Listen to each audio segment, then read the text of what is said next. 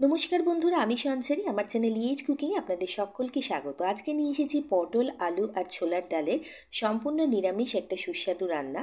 এর জন্য পটলের খোসা অল্প অল্প করে ছাড়িয়ে পটলগুলোকে ডুমো ডুমো করে কেটে নিয়েছি, সাথে কেটে নিয়েছি ডুমো ডুমো করে আলু। আর ছোলার ডালটাকে 4-5 ঘন্টার জন্য কিন্তু ঈষৎ উষ্ণ গরম জলে ভিজিয়ে রেখেছিলাম। এবার একটা মশলা বানিয়ে নিচ্ছি। তার জন্য একটা ছোট বাটিতে নিয়ে নিচ্ছি 1 চামচ জিরের গুঁড়ো, 1 চামচ ধনের গুঁড়ো, 1 চামচ কাশ্মীরি লাল লঙ্কার গুঁড়ো আর 1 চামচ হলুদ বাটা বা হলুদের গুঁড়ো। এবার জল দিয়ে ভিজিয়ে রেখে দেবো কিছুক্ষণের জন্য মশলাটাকে। গুঁড়ো মশলাকে এইভাবে জল দিয়ে ভিজিয়ে রান্না করলে কিন্তু রান্না একটা বাটা মশলার ফ্লেভার আসে, যেটা খেতে খুব ভালো লাগে।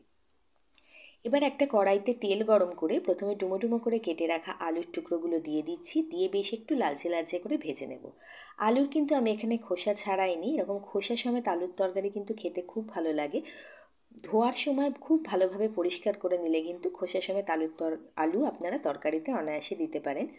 সামান্য একটু নুনও আমি এর মধ্যে দিয়ে দিলাম, যাতে আলুটা একটু তাড়াতাড়ি নরম হয়। গ্যাসের ফ্লেমটাকে মিডিয়ামে রেখে ভালো মতো নাড়াচাড়া করে আলুগুলো প্রায় 50% পর্যন্ত নরম হয়ে গেছে এমন অবস্থা করে গায়ে যখন একটু লালচে লালচে রং এসে যাবে তখন আলুগুলোকে কিন্তু তুলে নিতে হবে। আলুগুলো মোটামুটি ভাজা কমপ্লিট। আলুগুলোকে সরিয়ে নিচ্ছি, নিয়ে কড়াইতে যে পরিমাণ তেল আছে তার মধ্যে আমি কেটে রাখা পটলের টুকরোগুলোকে দিয়ে দিচ্ছি। পটলের টুকরোগুলো দিয়ে কিন্তু একটু সময় নিয়ে একটু লালচে লালচে করে ভেজে নিতে হবে, যাতে পটলের রঙটা খুব পরিবর্তন না হয়, একদম যেন কালচে না হয়, আবার পটলটাও কিন্তু বেশ ভালো মতো ভাজা হয়ে যায়। এর মধ্যে আমি সামান্য একটু নুন দিয়েছি আর দিয়ে দিয়েছি একটুখানি হলুদ। দিয়ে পটলটাকে একটু সময় নিয়ে মিডিয়াম ফ্লেমে লালচে লালচে করে ভেজে নিচ্ছি। গ্যাসের ফ্লেমটা হাই করব না, তাতে পটলটা পুড়ে যাবে, রঙটা চেঞ্জ হয়ে যাবে। কিন্তু মিডিয়াম ফ্লেমে বারবার নাড়াচাড়া করে একটু এদিক ওদিক করে পটলগুলোকে আমি ভেজে নিচ্ছি। আলু পটলের তো অনেক রকম রেসিপি নিশ্চয়ই আপনারা ট্রাই করেছেন। নিরামিষ দিনে কিন্তু অনেক সময় কী রান্না করবো এরকম মনে হয়। বাড়িতে পটল আলু ছোলার ডাল থাকলে এই তরকারিটা একবার বানিয়ে দেখতে পারেন। ভাত, রুটি, লুচি, পরোটা সব কিছুর সাথে খেতে কিন্তু খুব ভালো লাগে। তো পটলগুলো দেখুন বেশ ভালো মতো ভাজা হয়ে গেছে, একটু লালচে লালচে রং এসে গেছে। পটলটাকে এবার আমি কড়াই থেকে তুলে নিচ্ছি। আর পটল ভাজার পরে কিন্তু বিশেষ তেল কড়াইতে ছিল না, সেজন্য আরও একটুখানি সর্ষের তেল আমি এখানে অ্যাড করলাম। আর পটলের এই তরকারিটা করার সময় আমি বলবো সর্ষের তেলের ব্যবহার করবেন, তাতে কিন্তু রান্নার স্বাদ খুব ভালো আসবে। ফোড়ন হিসেবে এখানে দিয়ে দিচ্ছি জিরে, তেজপাতা, শুকনো লঙ্কা।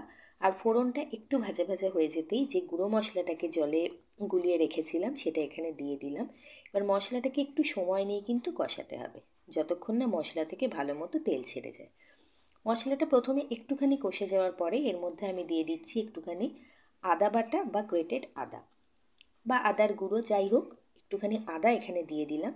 দিয়ে একটুখানি নাড়াচাড়া করলাম। এবার যতক্ষণ একটু তেল ছেড়ে যাবে ততক্ষণ ওয়েট করব। আর যখন অল্প অল্প তেল ছাড়তে শুরু করবে তখন এর মধ্যে দিয়ে দিতে হবে টমেটো। আমি এখানে টমেটো পিউরি ব্যবহার করছি, আপনারা চাইলে কাঁচা টমেটোকে পেস্ট করেও দিতে পারেন বা ছোটো ছোটো টুকরো করেও ব্যবহার করতে পারেন। এবার পুরো মশলাটা বেশ ভালো মতো কষে এসেছে। মশলাটা কষে যাওয়ার পরে যে ডালটাকে ভিজিয়ে রেখেছিলাম জলের মধ্যে, সেই ডালটা এখানে আমি দিয়ে দিলাম। দিয়ে নাড়াচাড়া করতে থাকবো। ডালকে যদি 4-5 ঘন্টা আগে ঈষৎ উষ্ণ জলে ভিজিয়ে রাখেন তাহলে কিন্তু ডালটাকে আর আলাদা করে সিদ্ধ করতে হবে না, কারণ ডাল কিন্তু কষতে কষতে নরম হয়ে যাবে। আর হাতে যদি সময় না থাকে এই তরকারি করার জন্য, তাহলে অল্প একটু সময়ের জন্য ভিজিয়ে রেখে কিন্তু একটা সিটি বা একটা হুইসেল প্রেসারে দিয়ে তারপরে ডালটাকে ব্যবহার করতে পারেন। তবে ডালটাকে যদি ডাইরেক্ট ভেজে কষিয়ে রান্না করা যায় তার স্বাদ কিন্তু অনেক গুণ ভালো হয়। একটু ঢাকা চাপা দিয়ে মশলার সাথে কিন্তু আমি ডালটাকে কষিয়ে নিয়েছি 3-4 মিনিটের জন্য, একেবারে লো টু মিডিয়াম ফ্লেমে। আবারও ভালো করে নাড়াচাড়া করে দিচ্ছি। নাড়াচাড়া করে দেওয়ার পরে এবার যে আলুগুলোকে ভেজে রেখেছিলাম, আলুগুলো যেহেতু অর্ধেক মতো নরম হয়েছিল, সেই জন্য আলুগুলোকে ডালের সাথে দিয়ে আবারও মশলার সাথে দিয়ে একটুখানি কষাচ্ছি। আর এই সময় যদি মনে হয় যে অল্প অল্প মশলাটা বেশি কষে যাচ্ছে বা মশলাটা শুকনো শুকনো হয়ে যাচ্ছে, তাহলে অল্প একটুখানি কিন্তু জল দিতে পারেন। আমি 2-3 চামচ মতো জল দিয়ে আবারও মিশিয়ে নিয়ে আবারও 2-3 মিনিটের জন্য ঢাকনা চাপা দিয়ে দিচ্ছি। এতে করে কি হবে, আলুটাও নরম হয়ে আসবে, ডালটা কিন্তু ভালো মতো সিদ্ধ হয়ে যাবে আর মশলাটাও খুব ভালো মতো কষে যাবে। তো দেখুন আলু প্রায় পুরোপুরি সিদ্ধ হয়ে গেছে, ডালও ভালো মতো সিদ্ধ হয়ে এসেছে।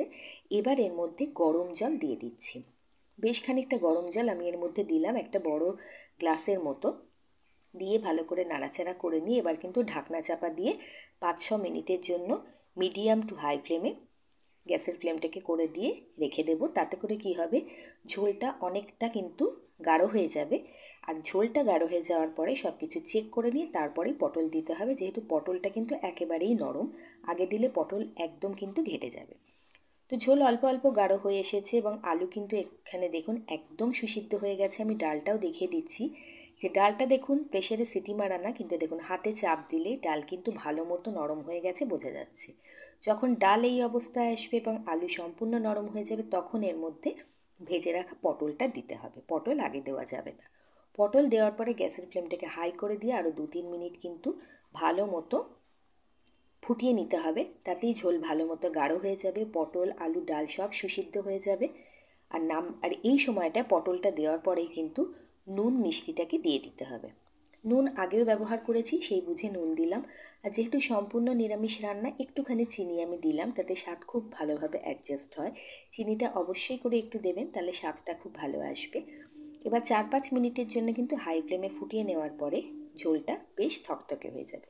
এখন দেখুন ঝোলটা বেশ গাঢ় গাঢ় হয়ে গেছে। আর ডাল আমি দেখিয়ে দিচ্ছি, দেখুন ডাল একেবারে সিদ্ধ, সম্পূর্ণ নরম হয়ে গেছে। পরিবেশনের জন্য প্রায় রেডি। তবে নামানোর আগে এর মধ্যে দিয়ে দিচ্ছি একটু গরম মশলার গুঁড়ো আর একটু ঘি, তাতে স্বাদ খুব ভালো আসবে, গন্ধও খুব ভালো আসবে। পটল এইভাবে কখনো রান্না না করে খেলে একবার অনুরোধ করব, অতি অবশ্যই এইভাবে একবার বানিয়ে খাবেন, খেতে এতই ভালো লাগে। বন্ধু হয়ে পাশে থাকবেন, শেয়ার করবেন সবার মধ্যে, আর কমেন্ট করে আমাকে জানাবেন। ভালো থাকবেন।